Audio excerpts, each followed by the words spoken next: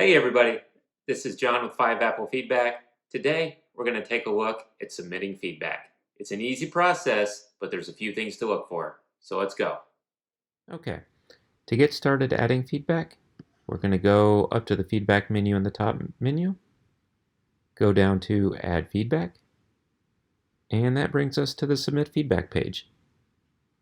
So I'm going to make this one for my wife. Bring in the class ID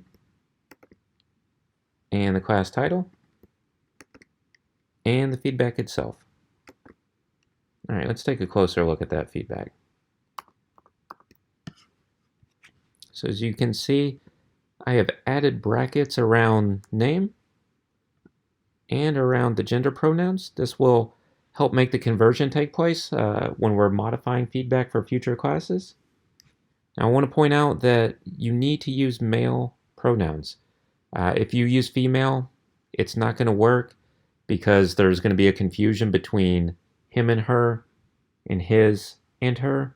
You've got her there twice and it would just get mixed up. So to streamline that, if we make it for male pronouns to begin with, it's going to work for everybody later on.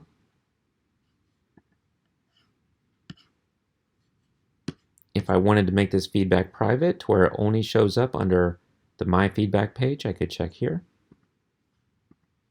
Now, before I hit submit, I want to check just to make sure I got everything, because there's a lot going on here. So what I like to do is search for those gender pronouns. I just hit Command F to bring up search. Yes, I spotted a his that needed some brackets. And last, let's try name.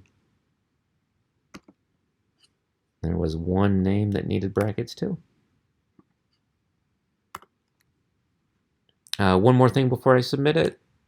Some teachers like to use brackets around words that they taught in class that day.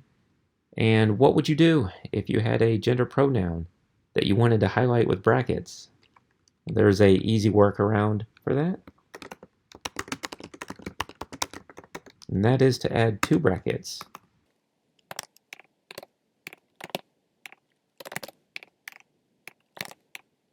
There we go. So we'll see how that looks. I'm going to hit submit.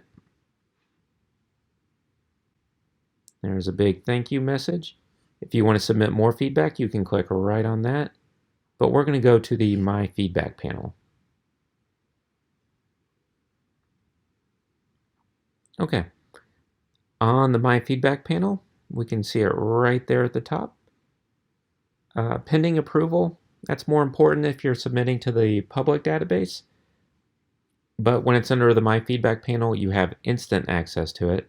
It will not show up in the public database until we review it and change that to approved. You can also check the status. It'll either be current, possibly outdated, or outdated, and then you have a link to edit that entry.